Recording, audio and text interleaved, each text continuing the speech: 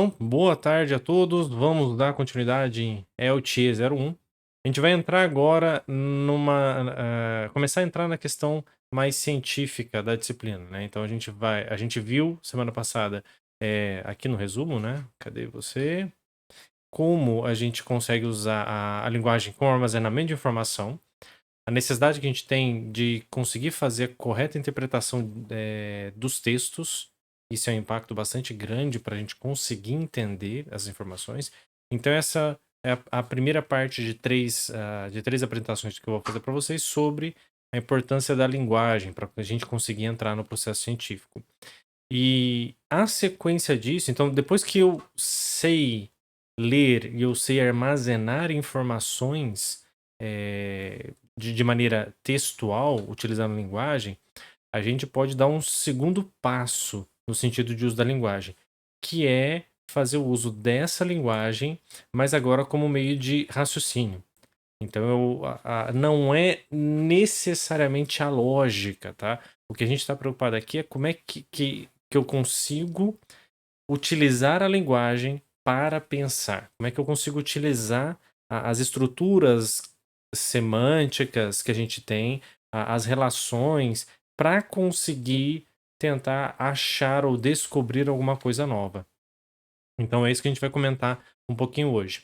Essa é a base do processo de pesquisa científica que a gente tem, começando na Grécia Antiga, e a gente chamava isso de dialética. Então, a ideia da dialética é: eu tenho dois pontos de vistas diferentes tentando buscar a verdade. Parece um pouquinho com um debate, mas não tem elementos subjetivos, ou seja, não tem emoção, não tem ataque à pessoa, não tem aquela questão de eu quero que a minha ideia ganhe e que a sua perca. Então não é um debate em si. O formato é mais ou menos parecido. Mas a ideia eu coloco duas ideias antagônicas ou duas opções de verdade, e através da conversa entre elas, tentando elaborar argumentos usando essas duas ideias iniciais, a gente tentar chegar qual é a verdade. Então a gente já começou a discutir algumas coisas nas últimas aulas, né? Por exemplo, Todd ou Nescau? Prós e contras, né? Não dá pra ficar, não, mas não, calma. Sem elementos subjetivos, sem amor, sem ódio, sem nervosismo, tá? Mas assim, qual é a vantagem de um? Qual a vantagem do outro? Quais são as similaridades? O que eles têm em comum? Quais são as diferenças? Então a gente vai tentar discutir, na verdade, um discursar entre esses dois extremos, entre essas duas questões, e devagar a gente conseguir tentar achar qual é a verdade embutida naquilo ali. Na filosofia clássica, então, é uma forma de raciocínio baseada nessa ideia de diálogo. E como que eles organizavam isso? Com argumentos e contra-argumentos. Ou a favor da tese, que é aquela ideia que você quer provar, ou a favor da antítese, que é o contrário daquela ideia. Então a gente quer olhar esses casos, olhar a tese que a gente quer provar. Então, a tese nossa, Nescau é melhor. Por quê? Então, eu vou colocar argumentos a favor de Nescau ser melhor. Posso colocar argumentos contra o Nescau ser melhor, mas cuidado. Um argumento contra Nescau ser melhor não significa que automaticamente eu estou falando que o Todd é melhor. Então, eu posso ter argumento a favor e contra uma ideia, e argumentos a favor e contra a segunda ideia. Não quer dizer que a negação de uma automaticamente valida a outra. Isso é uma falácia, a gente vai falar daqui a pouquinho disso, da falsa dualidade, como se só existissem duas opções, né? Então, na maioria das vezes, nós temos mais de duas opções, tá? Em várias situações, você tem, às vezes a pessoa, e aí é que é a questão do debate, né? A pessoa te empurra para um canto, psicologicamente falando, fala assim, ó, ou A ou B. Então, você não gosta disso, então você é a favor. Você não gosta dessa ideia, então você é nazista. Você põe dois extremos como se fossem aquelas duas únicas opções. Não é isso. Então a ideia é a gente trazer argumentos, entendendo que o contra-argumento não necessariamente valida ou nega a ideia, né? Mas a gente tem uma gama de análise por questão disso. Exemplos mais simples normalmente recaem em questões duais, verdadeiro e falso, então o contrário de um é a verdade do outro. Quando a gente vai para problemas mais sérios, né? Problemas morais, problemas éticos, nem sempre nós temos uma única solução e nem sempre nós temos uma solução que sirva para todo mundo. Então a gente tem que analisar com um pouquinho mais de calma isso daí. Qual é o objetivo? O que a gente quer com isso? Nós queremos analisar aquela preposição e ou eu vou. Esse negócio nunca funciona de primeiro. Ou eu vou refutar aquela ideia. Então, ou eu vou refutar aquela ideia. Então, aquilo não é legal. Essa ideia ela não me serve, ela não funciona, ela não é verdadeira. Ou eu vou sintetizar um conteúdo. Eu tenho duas coisas que me parecem verdades e eu quero tentar organizar aquilo de uma maneira mais sistemática. Quer dizer, duas ideias é o próximo ponto. Eu tenho uma ideia e a partir da questão de argumentar o pró e contra, a favor e fazendo esse processo eu consigo simplificar um pouco o meu conteúdo. Por exemplo, o que Euclides fez. Euclides, acho que é isso mesmo. O Euclides fez com a geometria analítica, tá? Um dos primeiros formalismos, uma das primeiras estruturas formais que nós temos da geometria. O que ele fez? Ele pegou todas as ideias. Então, como é que se calcula a distância entre duas retas? Aí você tem uma ideia. Ele falou assim, não, mas será que eu não consigo quebrar esse procedimento em procedimentos mais simples? Então, através da análise dos argumentos, ele tentou chegar a um conjunto mínimo de argumentos. Então, a geometria euclidiana, por exemplo, nós temos 5 dogmas, 5 axiomas, 5 pressupostos que nós acreditamos que são verdades. E é isso, nós acreditamos que são verdades. Nós não temos como provar. Eles são dentro da estrutura que a gente tem, por exemplo, da geometria euclidiana, eles são basicamente impossíveis. Por exemplo, 2 ângulos retos são iguais. Isso é uma das proposições. A segunda proposição é que 2 retas paralelas nunca se encontram. Na verdade, ele fala isso um pouquinho diferente. Ele fala que 2 retas cujo ponto de aproximação onde os ângulos não formam ângulos de 90 graus, ou seja, não paralelas, elas se tangenciam para o lado onde você tem o menor dos ângulos, né? Então, ele tem um conjunto dessas 5 afirmações, dado uma reta, um segmento de reta em um ponto, você consegue fazer um único círculo com aquele raio. Não dá para fazer 2 círculos diferentes. Eles são todos iguais, do mesmo tamanho. Então, através dessas preposições, desses axiomas que a gente acredita que é verdade, a gente constrói basicamente toda a geometria analítica. Então, ele, usando um compasso e um pedaço de pau, não é uma régua, tá? Porque não tem marquinha. Pegando um pedaço de pau, uma vareta e um compasso, ele consegue calcular o quadrado de qualquer número. Ele levar qualquer número. Não, desculpa. Ele consegue calcular o quadrado de um número, consegue tirar a raiz de um número. Ele consegue fazer cálculo de raiz quadrada só com compasso e. Na verdade, não precisa nem ser do compasso. É um pedaço de barbante e uma reta, uma vareta de madeira. Você consegue fazer um conjunto muito grande de cálculos matemáticos. E essa é a ideia. Ele foi pegando tudo que ele imaginava e falou assim, como é que eu consigo reduzir e sintetizar para a gente ter um conjunto mínimo. O terceiro ponto, aqui sim, combinar vários pontos de vista diferentes. Uma pessoa tem uma determinada opinião, outra pessoa tem uma determinada opinião. Opinião não é verdade. A sua opinião pode ser o mais fundada ou infundada possível e ser verdade ou não. Então tem muita gente que acredita em coisas que são verdade e não tem a mínima ideia de como provar aquilo, né? A gente sabe que o homem foi para a lua. Como é que você prova? Ah, é difícil, né? A Terra é redonda. Ah, como é que você prova? Não, se eu pegar uma régua assim, ó, você colocar lá na beira do mar, você vai ver que o mar é reto. Não, não tem como a Terra. Não. Às vezes a gente não tem mecanismos, mas a gente acredita numa coisa que é verdade. Então a gente tem que separar o que é verdade e falso do que é opinião. Eu posso ter uma opinião que em cima de uma coisa que é verdadeira, eu posso ter uma opinião em cima de uma coisa que é falsa. Tem um colega meu que fala, né? Você tem todo o direito de continuar errado. Isso é direito seu. Mas não posso falar que isso é verdade. Eu tenho o que é verdade, o que é falso, né? Ah, coisa bonita, né? De grupo de apoio. Ah, não, mas todo mundo tem a sua verdade. Se todo mundo tem verdade, então não existe verdade, né? Então não é, é uma corrente filosófica bem complicada a gente seguir esse caminho. Então, principalmente a gente que está nas exatas, né? A gente tem, às vezes, pontos de vista, a gente consegue enxergar coisas distintas. O Einstein percebeu uma coisa que não encaixava com o modelo de cálculo que o Newton propunha. Algumas observações, algumas inferências que ele fez, imaginando o comportamento da trajetória da luz no espaço, ele fala: olha, pelo cálculo newtoniano não faz sentido. Não tem como estar acontecendo tais coisas.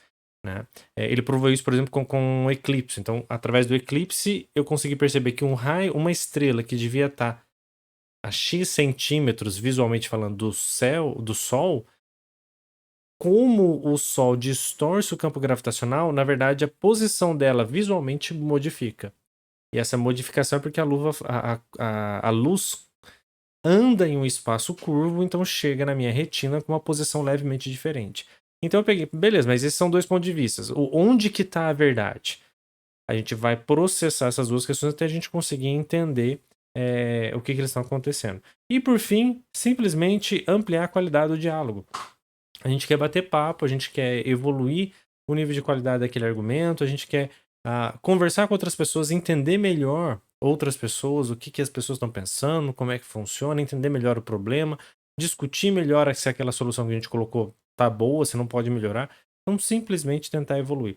Isso tudo baseado em linguagem, tá? O procedimento talvez mais famoso, né, que a gente começa com Sócrates, né? Então, o método socrático, ele é um pouco diferente, tá? O Sócrates é o cara da afirmação que só sei que nada sei, né?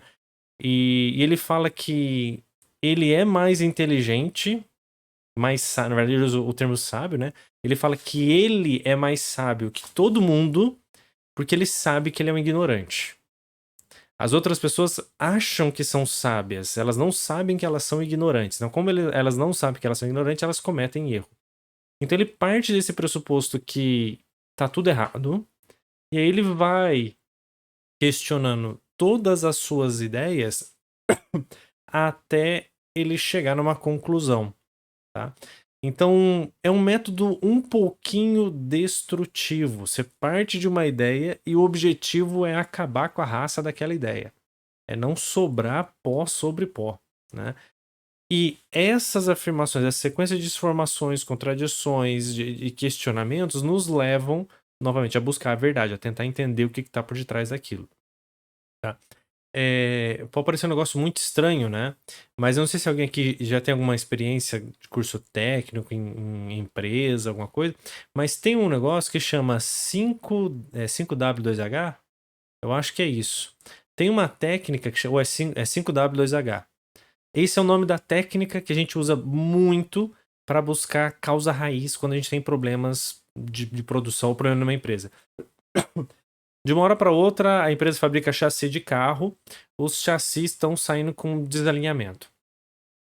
Por que está saindo com desalinhamento? Não sei. Vamos tentar descobrir? Vamos. Você aplica essa técnica. Ou outra técnica, que é a técnica dos 4 porquês. Aconteceu alguma coisa, você pergunta, por quê? Por que o chassi do carro está desalinhado? Não, ele está desalinhado porque a gente está medindo aqui e está dando diferença na altura das duas colunas. Mas por que está dando diferença? Não, está dando diferença porque deve ter tido um erro na fabricação. Mas por que deve ter tido um erro da fabricação? Ah, não, tem um erro da fabricação porque a gente trocou uma máquina. E talvez ela não seja. Então, com 4 porquês, normalmente você começa a chegar perto da causa raiz, né? Então você não pode parar no primeiro porquê. Então essa aqui é uma técnica. O 5W2H é uma outra que vem do inglês, né? Os 5 W são das perguntas que começam com W, que é what, when, o H vem do who, de quem.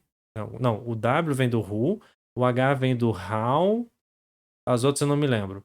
Mas são aquelas perguntinhas que a gente quem, como, quando, onde, when tá ali, por quê, why, achei o próximo. Esse aqui em Minas é bem famoso. Então, what, when, who, why, eu não lembro qual que era o outro H e o outro W. Tá faltando 2 aqui. Where, obrigado. Where e o H agora eu não me lembro. Eu tô esperando alguém colocar cola aqui no chat pra eu fazer de conta que eu me lembrei. Mas vamos lá, então é a ideia do método pré-socrático, desculpa, do método socrático. Eu vou fazer uma sequência de questionamentos para saber o que para em pé. E aquela argumentação que para em pé provavelmente é a verdadeira. Então a gente vai questionando até a gente chegar nas causas raiz, até a gente realmente chegar no processo evolutivo. E isso tudo é linguagem. A gente tem que entender a resposta que a gente está tendo de cada uma dessas perguntas, a gente tem que processar isso e explorando esses conceitos mais a fundo.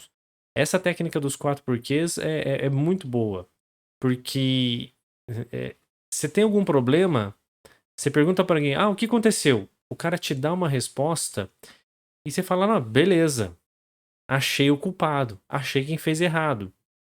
Não, a gente tem que continuar perguntando por quê. Semestre que vem vocês vão ter o curso de usabilidade, na verdade, engenharia de usabilidade, que é a questão de desenvolvimento de processos cognitivos que ajudam as outras pessoas. Tem um caso que provavelmente vai tratar em mais detalhes com vocês, mas é um caso muito legal, talvez você já deve ter visto, da enfermeira que trocou. É legal no sentido assim, ele traz conhecimento científico, mas um caso bastante triste. A enfermeira trocou um vidro um vidro de soro por um vidro de vaselina. Então, em vez de colocar soro na veia acho que era uma menina de 14, 15 anos de idade, colocou vaselina, vaselina injetável, e simplesmente a menina veio a falecer. Mata a mulher, demite, põe na cadeia, que absurdo, A culpa é da enfermeira? Sim, ela é responsável pelo processo. Mas por que ela errou? Não, ela errou porque enfermeira padrão no Brasil, ainda mais agora em época de Covid, né? Eu não sei se alguém tem familiar na área de saúde. É tranquilo. 8 horas por dia. Às vezes tem que fazer 2 turnos, porque o salário às vezes não é muito legal. Então imagina, 2 turnos direto, cobrindo um plantão de alguém do turno anterior que faltou, não tinha ninguém, ela tá precisando cobrir. Tá 16 horas quase direto no hospital. 16 horas trabalhando. E mesmo assim, não, o hospital proíbe, não deixa ela trabalhar seguido. Tem vida, tem filho. Então, às vezes, ela trabalhou o dia inteiro em casa, cuidando das crianças, foi fazer o turno da noite. Meu amigo, 16 horas de serviço. Só que foi 8 em casa e 8 no hospital. Beleza. Cansado. O marido lá embaixo, chovendo, ligando o celular, falou: as crianças estão aqui, estão gritando, não sei mais o que fazer. O turno seu já acabou. Aí ela vai e troca. E na hora que você olha os dois sacos de soro, eles são idênticos. O que muda? Um texto impresso numa impressora matricial sem vergonha, num papelzinho branco. No meio do estresse não rola. Mas por que ela confundiu? Não, porque os dois estavam ali um do lado do outro. Mas por que estava ali um do lado do outro? Não, porque naquele dia, naquela semana, tinha um caso de uma outra pessoa que estava com problema de queimadura e precisava daquela medicação, que normalmente nunca fica ali. Mas o pessoal tava ficando de saco cheio de ir lá no almoxerifado, pegar, trazer o soro, ir lá, pegar e trazer a vaselina, porque é um caso específico. Eles pegaram os 4 pacotes e já deixaram ali do lado. Não avisaram, a moça, 20 anos trabalhando, sempre pegou o soro no mesmo lugar, do mesmo jeito, acabou pegando, cometendo aquele erro. Então, apesar da responsabilidade ser dela, o processo ajudou a induzi-la a erro. E aí a gente tem 2 caminhos diferentes. Demitiram a mulher, não sei se ela chegou a perder o CRF, o registro registro de enfermagem, CRE. Eu não sei se ela perdeu o registro, se foi presa, o que aconteceu, mas tá tudo certo. Não tá tudo certo. Se a gente não mudar o processo, se a gente não mudar as embalagens, se a gente não mudar o jeito que isso é tratado dentro do hospital, daqui 5, 10 anos vai acontecer de novo. É diferente, por exemplo, da abordagem que a gente tem quando a gente tá na aeronáutica. Às vezes a gente fica meio chateado quando a gente não entende essa questão. O avião caiu. Nossa, o piloto, o Legacy que bateu com o avião da TAM, acho que há um tempo atrás, porque ele desligou o transponder, não se os aviões se encontraram, o Legacy saiu tudo bem, o outro avião caiu, matou, sei lá, 200 pessoas na Amazônia. E eu falei assim, mas não prenderam o piloto, não fizeram nada.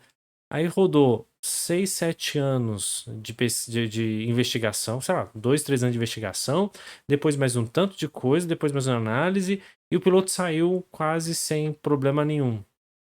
Ah, mas que absurdo isso. Na verdade, a gente aprendeu com esse erro, e hoje é praticamente impossível de acontecer a mesma coisa, porque depois que a gente aprendeu com esse erro, a gente mudou o protocolo. O avião que sumiu lá na Malásia, acho que lá perto da Malásia, que o piloto tava meio depressivo, mandou o copiloto ir tomar um cafezinho. Ah, pode ir lá tomar um cafezinho. Trancou a porta do lado de dentro, jogou o avião, sabe-se lá onde. Né? O que é hoje? Protocolo não pode, o sistema não deixa eu trancar a cabine se não tiver 2 pessoas lá dentro, fisicamente, porque um tem que apertar um botão lá no console e o outro tem que ir lá fechar a tranca. Se ele não apertar, ele não consegue fechar. A ideia é minimizar a causa raiz, que é essa ideia do método socrático. Então, a dialética que a gente tem, essa dialética, a ideia de discussão de ideias que a gente tem com o método socrático, até hoje a gente utiliza isso. Em sabores um pouco diferentes, mas é a mesma filosofia por detrás disso. Avançando um pouquinho, a gente tem Platão segue a mesma linha, só que aqui ele traz um pouquinho mais também da questão da intuição, e o objetivo é diferente. Se o Sócrates queria tacar fogo em tudo, Platão quer achar a última verdade que existe, né? Então a ideia as coisas têm uma origem. Então seriam, por exemplo, aqueles 5 princípios da matemática, da geometria de Euclides. Se eu pegar qualquer ideia da geometria e for questionando, e for perguntando, e for tentando analisar, eu vou voltar naqueles 5 princípios. Então a ideia do Platão é essa. Existem uma ideia que chama de o primeiro princípio, né? Eu quero descobrir o primeiro princípio. Eu quero saber a origem da origem, a origem de tudo. Então, se eu pegar alguma coisa e for investigando, eu vou chegar nessa verdade. O Aristóteles traz um comparativo de retórica dialética, que eu não vou entrar muito a fundo, que é o que a gente vai conversar um pouquinho na próxima aula. E a gente chega com o ápice dessa ideia de análise na época medieval, com uma estrutura muito bem definida e muito bem organizada de como tentar provar alguma coisa usando a linguagem, usando essa ideia de discussão de ideias. Então, qual que é a primeira coisa que você precisa fazer? Qual é a questão que você quer determinar? Se você não sabe para onde você está indo, qualquer caminho serve. Então, o que você quer provar? Tudo bem. E aí a gente faz um trabalho muito honesto de inteligência, que é falar o seguinte, tá, quais são as prováveis respostas? Por que o céu é azul? Não, óbvio, o céu é azul porque Deus é homem, se fosse mulher era cor-de-rosa. É uma resposta. Não, por que o céu é azul? Não, o céu é azul, sei lá, porque. É, eu tento achar alguma outra resposta besta, mas a única que eu me lembro é da de Deus é homem. Mas não, o céu é azul por quê? Porque eu tenho uma curvatura na Terra, eu tenho uma estrutura de gases suspensa na atmosfera, que por causa da reflexão, a cor azul é a que chega aqui. As outras elas incidem em ângulos muito maiores ou muito menores, e elas vão para a esquerda ou para a direita. O azul está mais ou menos ali no meio do arco-íris. Então o que vem consegue vir reto, o resto vai, o amarelo vai para lá. Por isso que de manhã, quando o sol está num ângulo diferente, o céu fica com uma cor um pouco diferente, porque o ângulo de incidência mudou. Ah, beleza. Mas eu levanto todas as respostas provisórias. O Marcos, deve ser muito legal quem tá largando aí o laptop. O laptop com o microfone, com o falante aberto. Ele fala assim: como assim? Isso é engenharia? Vamos chegar lá. Depois que a gente tem a questão das respostas, dessas respostas provisórias, a gente quer fazer o seguinte: por que essas respostas devem ser verdadeiras?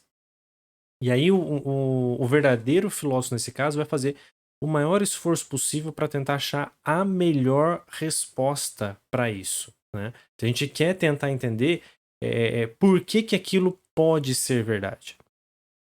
Depois que a gente tenta levantar isso, normalmente o pessoal vai utilizar um argumento contra aquela resposta. Via de regra, é um argumento de autoridade. Então, as pessoas nessa época eram um pouco mais humildes, então não é assim. Não, a vacina não funciona. Por quê? Porque eu recebi no WhatsApp, no grupo. Não era isso, né? Então, normalmente você fala assim, não, por que não é? Não, porque em tal artigo, em tal lugar, em tal situação, eu vi esse tipo de coisa. Ou tal experimento me prova isso. Então, cuidado, a autoridade aqui não é o seguinte. Ah, professor, por que isso tá certo? É óbvio que tá, porque tá. Afinal de contas, eu fiz mestrado, doutorado no exterior, eu tô certo. Não, não é essa autoridade. É a autoridade realmente no sentido real da palavra. Não é carteirada só. Então, eu passo um argumento contra aquela resposta provisória e falo assim: olha, isso não faz sentido por causa do que fulano disse. Normalmente a gente usa o argumento de autoridade aqui. E aí a gente fala: olha, sabendo as objeções, sabendo a resposta contrária, eu acho que a resposta correta é essa, por causa desse motivo. Então a gente lista um conjunto de fatores, a gente levanta critérios para mostrar que aquilo está correto ou que aquilo lá não está correto. E por fim, óbvio, a gente não pode deixar a coisa parada. Se esses caras estão errados, eu preciso provar por que cada um deles tem problemas. Então a gente volta em todas as objeções e fala: olha, isso que você falou não é verdade, isso que você falou não tá legal, ou isso aqui tá diferente. Então esse é o procedimento que a gente utiliza para avaliar se uma ideia é correta ou não, se a sequência tá legal ou não. Qual que é a vantagem disso? De novo, isso aqui não é um debate, é o que a gente chama de dialética, é um exercício lógico. Então eu não tento achar um espantalho. Tá? Que é justamente a ideia. Esse site tem umas cartinhas legais, se vocês quiserem dar uma olhada depois. O jogo das falácias. Mas estão aqui as 24 falácias que existem, né?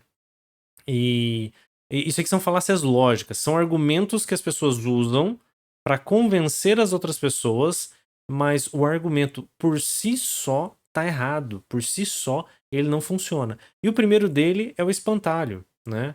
Eu copiei duas cartinhas, do espantalho e do ad hominem. Então aqui, o que é a ideia do espantalho? É você tentar achar um argumento o mais ridículo possível. E aí você não está. A posição da outra pessoa.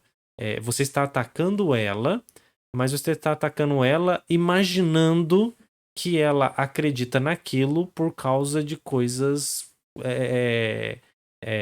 ridículas. Você não está batalhando contra um outro ser humano. Você fez um espantalho que está ali só para apanhar. Não, porque eu acho que a diferença salarial entre homens e mulheres não existem, né? Não existe de verdade. Então você tá falando que mulher tem que ganhar menos. peraí. Eu estou colocando um motivo muito fraco na conta da outra pessoa que ela não falou isso. E aí eu falo, se eu conseguir fazer essa ideia colar, eu ganhei o debate, porque eu venci esse argumento. Mas não um argumento mais forte. Então a gente tem que tomar muito cuidado em não imaginar que a gente sabe o que as outras pessoas estão fazendo. Um outro argumento muito utilizado, né, ad hominem, a ideia é o seguinte: eu vou criticar a pessoa. Não, mas olha quem tá falando. Você não tem gabarito, você não tem curso, você não tem experiência, você não tem nada, ou você critica a pessoa e não o argumento, tá? O Tomás fala pra gente, a gente tem que procurar a verdade em qualquer lugar. Então, pode ser que a pessoa não seja uma pessoa idônea, pode ser que ela cometa muitos crimes, muito problema, mas ela pode estar falando uma coisa que é verdade. Então a gente tem que atacar o argumento. E tem vários outros, né? Esse aqui é muito legal, a ladeira escorregadia. Não, a gente não pode cortar o subsídio que tá dando para tal coisa. Por quê? Porque se eu cortar, aí os chineses vão vir, vão começar a vender as coisas baratas, e aí todo mundo vai comprar as coisas baratas, aí vai quebrar a indústria nacional, aí os chineses vão vir instalar as empresas dele, aí vai ficar mais barato ainda. Ou seja, se eu abrir uma concessão pequena, um monte de coisa ruim pode vir para frente. Que é a ideia da ladeira escorregadia. Não é. Quer dizer, pode ser verdade que isso venha acontecer, mas a gente não tem como provar, só pelo argumento. Então, esse não é o argumento viável. Falso dilema. Eu comentei com vocês, você só tem a opção A ou B. Não, normalmente não é isso, né? Escocês de verdade, porque o nome original é True Scotch. Não, porque você tá falando alguma coisa, alguém vira e fala assim, não, mas um brasileiro de verdade não ia falar isso. Um brasileiro de verdade não faria isso. Aí outra pessoa fala assim, não, mas eu faço. Então, você não é um brasileiro de verdade. Não, como assim? Não posso usar esse argumento. Então tem um monte de argumentos de falácias que não são... A gente está atacando não a, a pessoa, o argumento. A gente está atacando a pessoa, a gente está criticando alguma ideia ou a gente está apelando para alguma coisa que não está me trazendo mais próximo da verdade. Tem um livro muito legal que é Como Discutir com Qualquer... como é que é? Como discutir estando errado e ainda ganhar o debate, alguma coisa assim. Maneira de você discutir... discutir sem ter razão, acho que é isso. Como ganhar o debate sem ter razão. E aí ele simplesmente fala o seguinte, olha, é só você usar todas essas daqui. E ele fala, se o seu oponente fizer isso, você faz tal coisa e você vai ganhar dele. Não porque você ganhou a verdade, mas porque você conseguiu desmoralizar ele. Tem um outro aqui, pergunta rasteira. Esse aqui é muito complicado, porque você faz uma pergunta para tentar entender a pessoa, só que no meio da pergunta você coloca uma afirmação. Então você está dizendo que tal coisa é assim, e como é que você se comportaria nessa situação? Se a outra pessoa morder a isca, ela acabou de dar o crédito que a afirmação que você fez é verdadeira. E não necessariamente é isso. Então, às vezes, não tem como. É muito complicado esse tipo de. Então, assim, você quer ter um mau exemplo disso aqui, é só você ver qualquer político falando. Você vai começar a falar espantalho, cheque. Falsa, cheque. Apelo à emoção, cheque. Falácia da falácia, você vai criticar que a outra pessoa também faz errado. Cheque. Ladeira escorregadia, cheque. Ad hominem. Você vai marcando tudo o que tem aqui. Porque são maneiras de argumentar e ganhar o debate. Isso não são as falácias não são maneiras que nos ajudam a buscar a verdade, a entender realmente a causa raiz do problema. Certo? Aqui, então, vamos para algum exemplo, tá? Eu peguei um exemplo bem legal. Não se preocupem com o nível do português, a la Camões. Mas é interessante a gente ver o processo criativo, tá?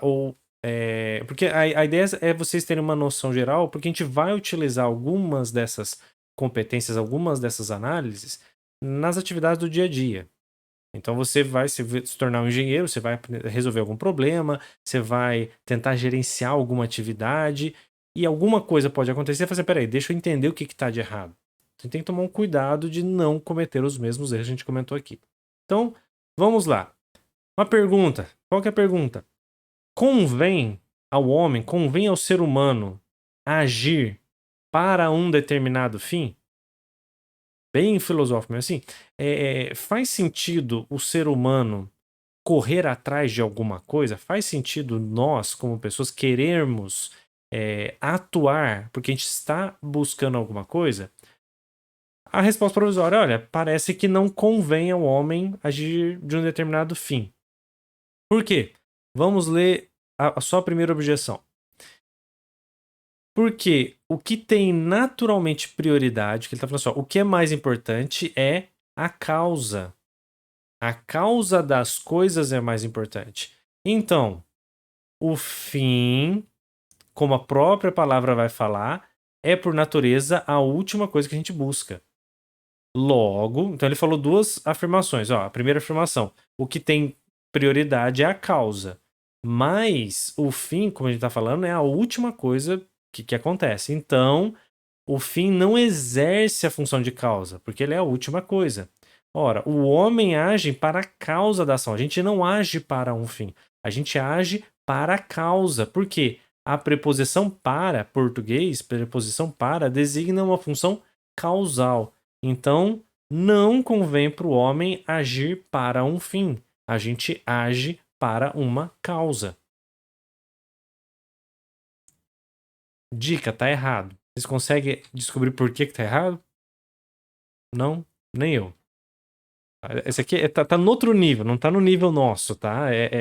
Alguns anos de estudo pra gente conseguir entender o que tá acontecendo aqui.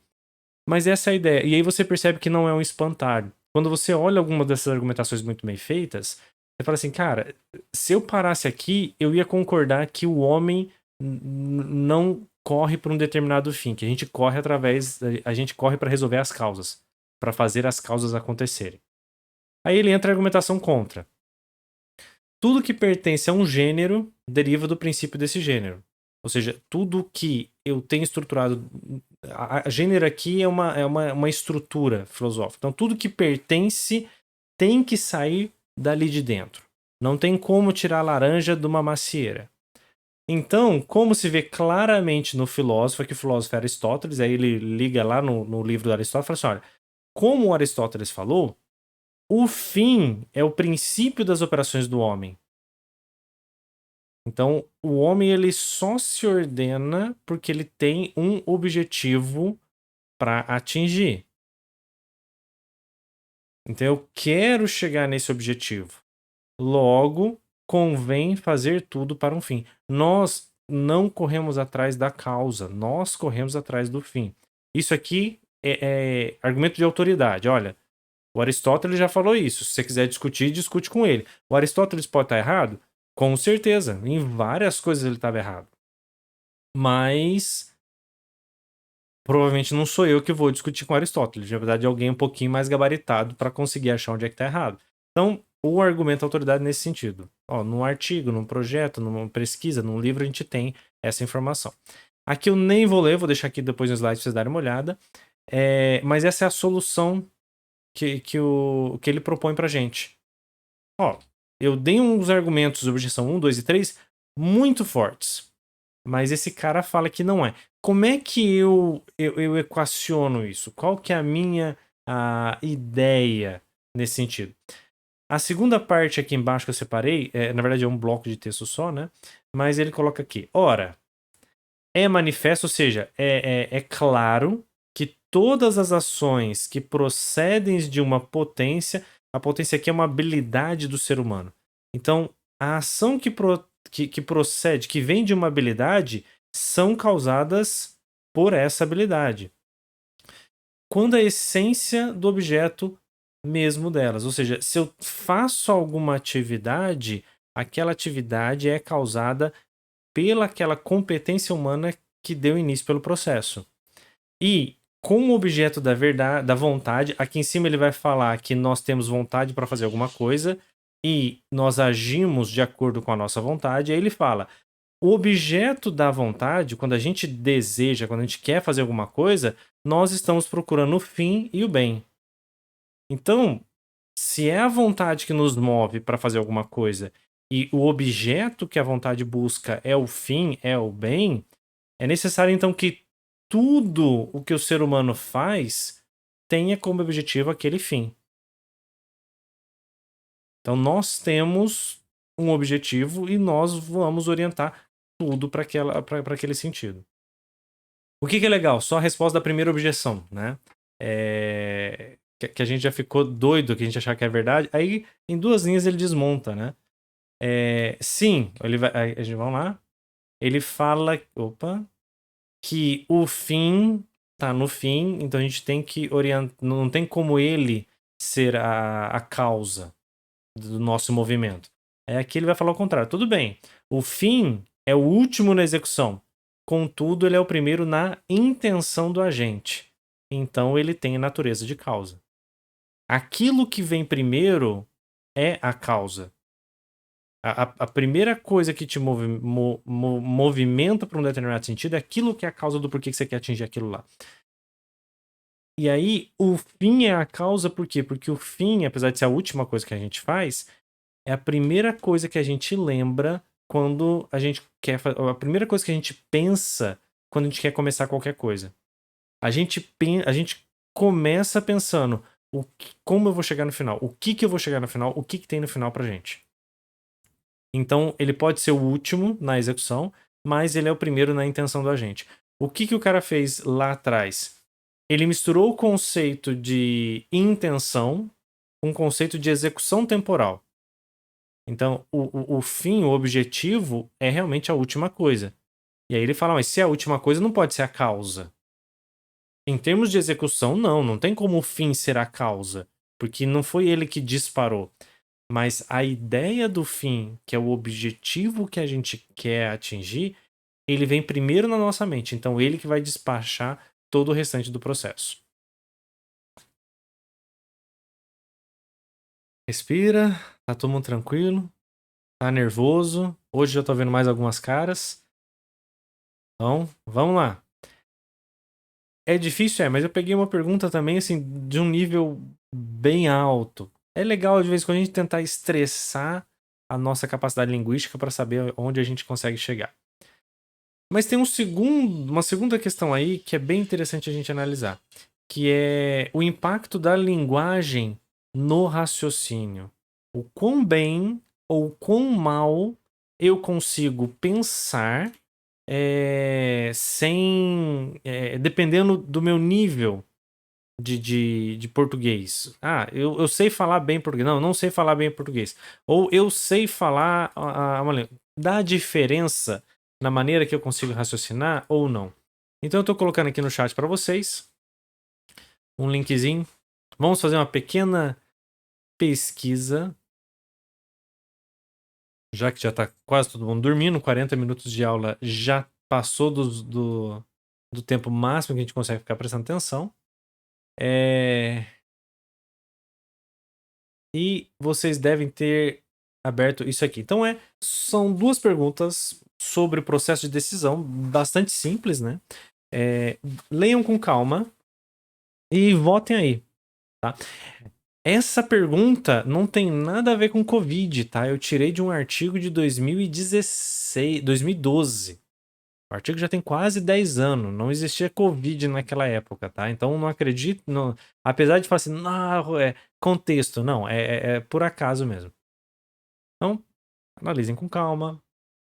Enquanto isso, eu vou ficar falando para não ficar um buraco gigante na gravação, né? E enquanto isso, eu vou ver por que ele não tá me deixando entrar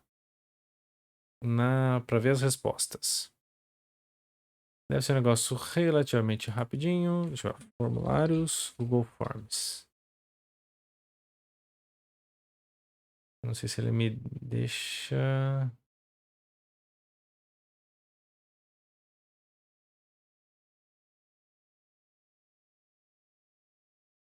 Será que aqui eu consigo trocar? Então. Demorou um pouquinho. Nessa altura do campeonato, acho que todo mundo já escolheu. São dois casos levemente diferentes.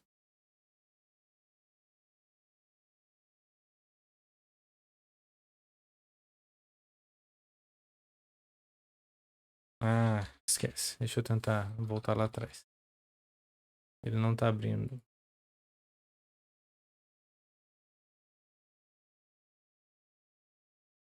Calma, pessoal. Eu sei que tá todo mundo curioso para saber a resposta.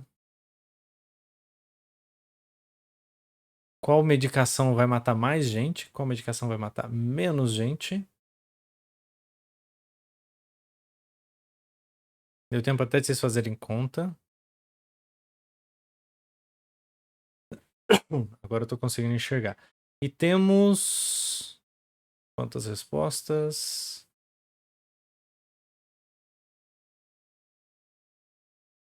11 respostas. Muito bom. 12. 14. 16. Quem dá mais? 18. Falta mais uma pessoa que não entrou, não viu o link. 17. Então vamos lá. De quem tá aqui? Resumo. Para a primeira pergunta, 94% preferiu usar a medicação A. Qual é a ideia aqui? Eu tenho um problema, uma doença, 600 mil pessoas vão morrer. Se eu usar a medicação A, eu vou conseguir salvar 200 mil. Se eu usar a medicação B, tem uma chance de 33%, um terço, que todo mundo vai ser salvo e 2/3 que ninguém vai ser salvo. Aqui embaixo tem uma outra doença, tem a medicação. A gente vai salvar essas pessoas, só que aqui é um pouquinho diferente. Se eu escolher a medicação A, 400 mil pessoas vão morrer. E se eu escolher a medicação B, tem uma chance de 33% dessas pessoas não morrer, mas tem uma chance de 66% de todos morrerem. Tá?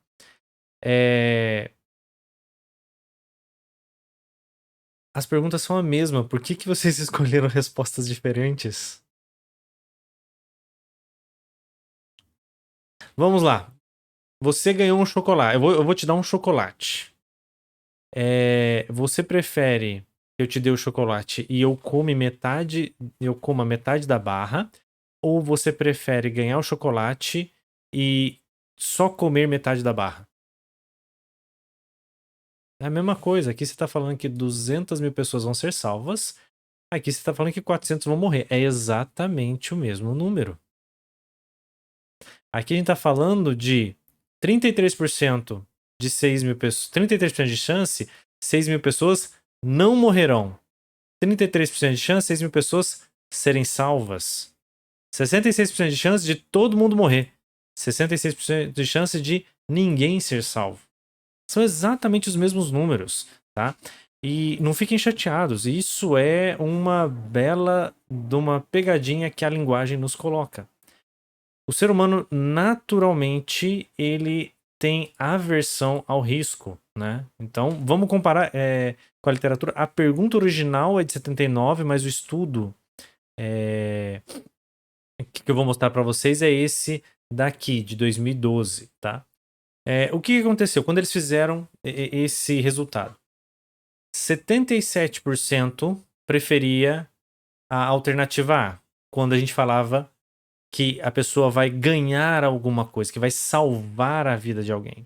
Quando a alternativa B, no segundo cenário, a segunda pergunta, que é exatamente a mesma coisa, só que em vez de falar quantas pessoas vão ser salvas, eu falo quantas pessoas vão morrer, 47% só preferiu a alternativa A. Ou seja, mais no cenário que ganha, aqui tem 94%, e 60% no cenário de perda. Tá? Por quê? Porque o ser humano, naturalmente, ele é averso ao risco. Então, se a gente tem um risco de ganhar, ou uma certeza de ganhar menos, a gente prefere o risco de ganhar. Se a gente tem Desculpa, a gente prefere a certeza de ganhar. Se a gente tem um risco de perder e uma certeza de perder pouco, a gente prefere a certeza de perder pouco, porque você sabe que você está perdendo. Então, existe uma diferença cognitiva do ser humano que é cultural. Tá? E isso é a maneira que a gente tá crescendo. Qual que é o teste que eles fizeram legal? Eles fizeram essas perguntas em português e depois em inglês. Quando ele perguntava em inglês, não tinha diferença. O cenário de ganhar e o cenário de perder, todo mundo respondia igual. Olha que a primeira coisa que já é surreal. Perguntar positivamente ou negativamente traz da gente um conjunto de processos cognitivos que a gente escolhe diferente. E é exatamente o mesmo resultado. Só que na hora que eu pergunto em outra língua, numa segunda língua, toda essa carga cultural que as palavras carregam, elas são mais distantes. Então, se eu falar que 50 pessoas vão morrer, ou se eu falar que 15 people are going to die, isso é diferente. Tá? Óbvio que é diferente que eu falei 15, né? É 50, não 15. Mas 50 pessoas vão morrer e 50 people are going to die, elas, apesar de ser a mesma frase, a mesma expressão, pra gente que é nativo brasileiro, falando português, nativamente a gente fala português, a gente usa, por exemplo, a nossa segunda língua de maneira mais neutra. Grande parte das questões dos nossos vieses culturais, a gente perde quando a gente pensa numa segunda língua. Isso é uma maneira, assim, é um resultado impressionante. Então, a língua impacta, a maneira que eu explico impacta como eu interpreto as coisas, e a língua que eu uso também impacta a maneira que a gente analisa. Então, para a gente raciocinar, para a gente pensar numa determinada estrutura, a gente tem impacto da nossa linguagem. E isso pode ficar muito pior, e isso aqui a gente está falando de cenários onde as pessoas falam as duas línguas de maneira tranquila. Agora, imagina num cenário onde a pessoa não tem um conhecimento pesado da norma culta. Vai ter termo que ela acha que ela sabe e às vezes não é exatamente aquela definição. Lembra que eu comentei na aula passada de sinônimos? Não existe sinônimo. Ah, duas palavras que têm o mesmo significado. Não, se tivesse o mesmo significado, não tinha inventado. Elas têm a mesma ideia geral, mas pequenas sutilezas de detalhes. Uma é mais aplicada numa situação, a outra é um pouquinho mais aplicada em outra situação. Né? E aí esses detalhes nos transmitem o significado da intenção de quem falou. Então, se a gente está tentando raciocinar, as palavras importam. A definição importa. Por isso que a gente vai fazer um projeto de engenharia. Ah, não, vamos pintar a porta. Peraí, vamos pintar a porta ou o portão? Ah, não, ali da entrada. Não. É a porta ou é o portão? Os detalhes de nomenclatura, mesmo que sejam sinônimos, né? Que agora não vem nenhum na minha cabeça nenhuma específica nesse caso, de similaridade. Mas o significado cultural por detrás da palavra, ele pode nos fazer tomar uma decisão diferente. E a gente viu isso aqui. A gente viu no teste que a gente acabou de fazer hoje, né? A gente tomou decisão diferente porque estava explicado de um jeito, estava explicado de outro. E eu tenho certeza, eu falei que era um pequeno teste. Vocês abriram o formulário, olharam que os textos são tudo igual. Vocês viraram e falaram assim: tem alguma pegadinha aqui, mas como não tá valendo ponto, não vou nem prestar muita atenção.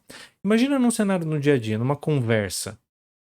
A maneira que você explica aquilo para a pessoa pode impactar o como ela vai receber aquela verdade. Ela pode tomar uma decisão diferente baseada no cenário simplesmente da maneira que você falou. O exemplo que eu tinha visto nesse caso é a gente falar assim: não, aquilo ali é um cão. Não, aquilo ali é um cachorro. Né?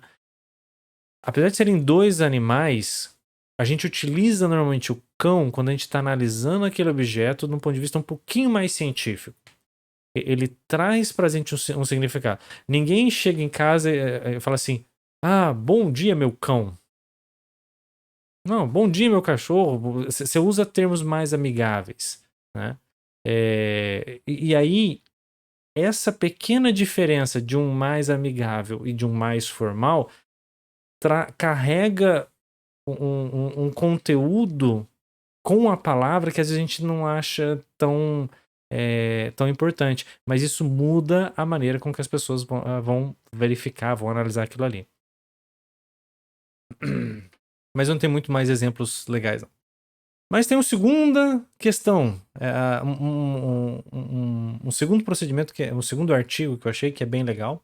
Isso em 2012. O que eles fizeram? Eles pegaram várias crianças que tinham. Não, desculpa, esse aqui ainda é o mesmo, é 2012, que é o que eu mostrei os resultados agora. O que ele fala? Ele fala assim: olha, nós vamos propor, pelo resultado do artigo, a gente propõe que esses efeitos eles acontecem porque uma língua estrangeira nos dá um distanciamento emocional e cognitivo muito maior do que a língua nativa. Ou seja, numa língua estrangeira, a gente toma decisões de maneiras mais sensatas. A gente consegue tirar um pouco do nosso emocional e tomar decisões mais numéricas, mais quadradas. Ele continua falando. Cuidado, porque tirar o emocional não quer dizer que tirar o emocional é bom, tá? Ele não tá falando isso. A constatação é que se você precisa tomar uma decisão puramente numérica, numa segunda língua você tem um distanciamento maior disso. Mas tem momentos que você tem que tomar uma decisão fundamentada nas suas emoções. E aí, fazer isso numa segunda língua é mais fácil você tomar a decisão entre aspas, mais racional e menos emocional. Vantagens e desvantagens. Várias, mas existe esse efeito. Um segundo artigo legal que eu queria apresentar para vocês, esse aqui também acho que é 2007, esqueci de colocar a data. Se eu não me engano é 2007 ou 2009. Ele pegou assim um grupo de crianças com a deficiência auditiva e que fizeram uso de implante coclear. Então, depois de um tempo, elas colocaram o implante para começar a escutar. Então, elas passaram um tempo sem a capacidade de ouvir. E depois de um tempo, elas começaram a adquirir essa capacidade. E aí, eles compararam com crianças da mesma idade, da mesma formação. E a ideia falou assim: olha, tem diferença na capacidade de conversação, de linguagem e na capacidade de raciocínio? Será que crianças que colocaram implante coclear, ou seja, crianças que tiveram menos tempo, a formação do campo da linguagem verbal, será que isso dá diferença na maneira que a criança pensa, na maneira que o ser humano raciocina?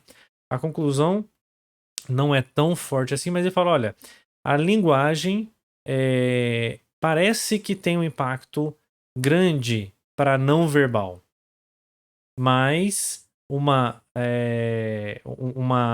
relação maior quando você tem um conjunto de trabalho mais complexo.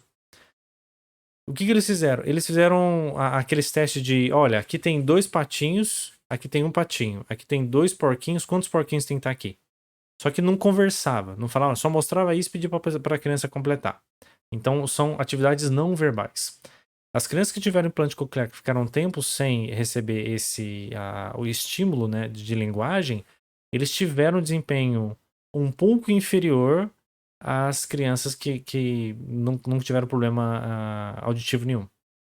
Ou seja, a nossa capacidade de pensar, de certo modo, ela está atrelada, ela tem uma fundamentação muito pesada na linguagem, mesmo a nossa capacidade de pensamento em atividades completamente não verbais. O que a gente está falando aqui, por exemplo, exemplos. Agora eu estou fazendo analogias absurdas, mas o que a gente está falando aqui é que provavelmente o Pelé nunca teria entrado na seleção brasileira se ele fosse surdo. Ele não teria conseguido desenvolver as suas habilidades físicas no mesmo nível Por quê? Porque ele teria limitações no seu processo de raciocínio. Mecânico, visual, não é o raciocínio, cálculo matemático. Aqui são atividades. Então, assim, ela gera um impacto, talvez não tão grande para as atividades que o pessoal colocou, mas é um impacto significativo. Então, o que a gente queria deixar para vocês de hoje? Primeiro ponto importante, a gente começar a enxergar então a linguagem não só como uma coisa aleatória do dia a dia, mas é mais uma ferramenta que nós temos para ajudar a gente a resolver problema. Então eu posso utilizar a linguagem como ferramenta de raciocínio. Não é à toa que a gente aumentou um pouco a carga de conteúdo lógico no curso de eletrônica. Então vocês estão tendo um curso inteirinho voltado para essa linha de desenvolvimento de estruturas lógicas. Que no final das contas, se você for analisar com calma, é análise de texto. Só que muito mais formalizado. A gente tem os conectivos, a gente tem a questão das inferências, de generalização. Existem algumas regras, tá? Tem os quantitativos, eu não sei se vocês já entraram nisso. Quase todo todo homem vive. Nem todo homem. Então tem os quantitativos, não é só verdadeiro e falso. Mas isso é uma maneira de organizar o pensamento, que continua sendo uma ferramenta verbal. Que no final das contas continua sendo um processo de verbalização dessas ideias. Então a gente utiliza a linguagem como ferramenta. Então a linguagem pra gente é mais uma chave de fenda, é mais um martelo, é mais um multímetro, é mais um osciloscópio. Eu não posso usar um osciloscópio quebrado, ou que funciona às vezes. Não dá para usar uma chave de fenda que não está funcionando. Eu não consigo pegar um canivete que não está afiado. Então se eu não tenho um nível bom de linguagem, a gente não consegue se comunicar, não consegue raciocinar nessa estrutura. Professor, como é que a gente resolve isso? A aula passada a gente já comentou alguns detalhes. Dúvida, entre em contato, a gente monta grupos de estudo, a gente faz alguma coisa, mas é importante a gente passar a ter esse conceito. Segundo, a linguagem impacta no processo de decisão do ser humano, tanto verbal quanto não verbal. Então, a língua que você fala, a tua língua mãe, ela vai mudar a maneira com que você pensa. Tá? Se você tem uma segunda, uma terceira língua, você pensa diferente na sua segunda língua. E dependendo de qual é a segunda e qual é a terceira, você pensa de uma terceira maneira na tua terceira língua. Por quê? As línguas, elas não são criadas, elas nascem a partir de um povo. E isso é que Tolkien fez, essa foi a grande sacada do Tolkien. Tolkien não escreveu O Senhor dos Anéis. Ele queria inventar uma língua. Porque ele era um professor na área de linguística. Ele falou assim, vou inventar uma língua. Como é que se cria uma língua? Para eu ensinar aos meus alunos como é que uma língua surge. Então a ideia dele era essa. Eu vou fazer um exercício acadêmico para explicar como é que a linguagem, que uma língua nasce, para as pessoas entenderem como é que a língua nasce. Aí ele falou, mas para eu criar uma língua, a língua não surge do nada. A língua surge da sequência de eventos e fatos históricos.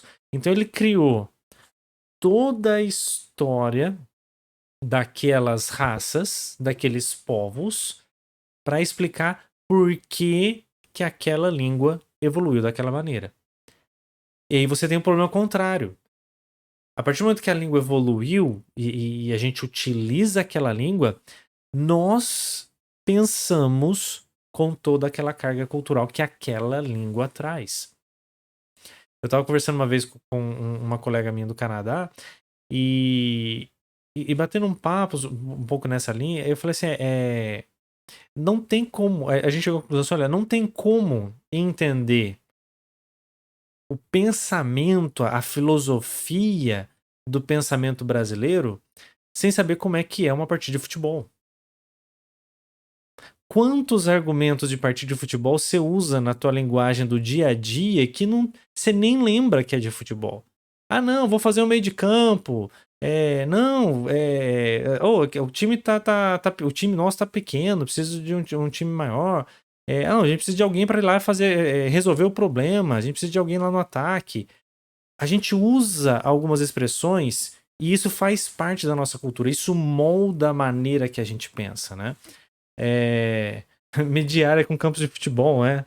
O Brasil, eu não acredito, ser o único país que faz, não, isso aqui é o equivalente a 60 campos de futebol. Não, pesa o tanto quanto 500 carros populares, né? As unidades de medida do noticiário brasileiro são fantásticas. Mas justamente isso, tá tão enculturado, até mesmo na nossa língua, a maneira que a gente interpreta esse tipo de coisa que faz parte do processo que a gente pensa. E o contrário também é verdadeiro. Eu perdi muito tempo para sacar algumas expressões americanas em inglês, justamente por causa disso. Nos Estados Unidos é o contrário, é com beisebol, né? Então, quando você fala assim, e a resposta tá certa? A gente fala assim, tá mais ou menos, é mais ou menos isso. Lá eles não falam mais ou menos isso, eles falam in the ballpark. Não, tá dentro do campo. Tipo, você rebateu e a bola não foi muito longe, ela caiu ali mais ou menos na área que devia cair. Tá na área do campo, a bola tá no ballpark, tá na região do campo. Então, assim, o jogo gera impacto na linguagem, que por sua vez gera impacto em como a gente pensa. Porque toda a carga cultural da língua, da história do povo que criou aquela língua, faz parte do nosso processo de pensamento. Então a gente não pode eliminar esse tipo de coisa. E é importante a gente, às vezes, pensar isso, porque, via de regra, ninguém é do mal, né? A gente quer conversar, a gente quer se entender. E às vezes surgem desentendimentos, surgem falta de entendimento de alguma coisa, porque você fala e a pessoa entendeu uma coisa completamente diferente. Mas essa última linha de pensamento a gente vai deixar para as próximas disciplinas, ok? Então é isso. Muito obrigado a presença de todos. Como eu falei hoje, rapidinho, terminando 1 hora aqui, tá joia? Obrigado e até segunda-feira.